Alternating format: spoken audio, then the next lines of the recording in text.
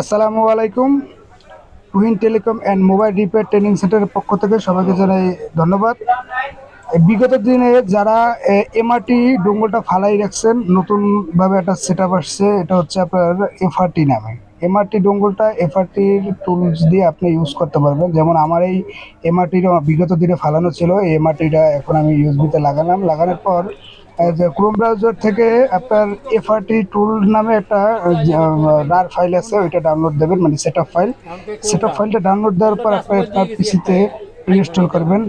আর সবচেয়ে বড় কথা হচ্ছে আপনার এমআরটি ডোঙ্গলটা বিগত দিনে যখন সাপোর্ট ছিল আমাদের, তখন এমআরটি কিন্তু এমটিকে সিপিইউর জন্য বেস্ট একটা ছিল আর কি, আপনার ডোঙ্গল ছিল। তো বিগত দিনে আমরা দেখছি যে ওরা সার্ভার সহ উঠে এনেছিল, এখন নতুন করে আবার আপনার টিএফটি নামে একটা টুলস দিয়ে ওইটার মাধ্যমে আর কি আপনার এমআরটিটা সাপোর্ট করাই দিচ্ছে বর্তমানে। তো সেই ক্ষেত্রে আপনারা যাদের এমআরটি টুলটা ফালানো আছে তারা টিএফটি টুলের মাধ্যমে এমআরটি ডোঙ্গলটা ইউজ করতে পারেন। আশা করি খুব ভালো সার্ভিস পাবেন। যেমন এই যে চিপসে ঢোকার পর আপনার মিডিয়াটেকের, এই যে মিডিয়াটেকে আমি ঢোকলাম, মিডিয়াটেকে ঢোকার পর এই যে আপনাকে বুট সিকোয়েন্স বুটগুলো দেখাচ্ছে, ডিএ বুটগুলা।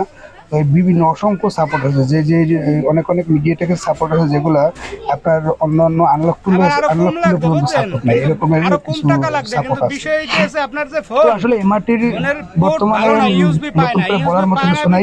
বিগত দিনে যারা এমআরটি চালাইছে তারাই জানে যে এমআরটির মানে গুরুত্ব কতটা।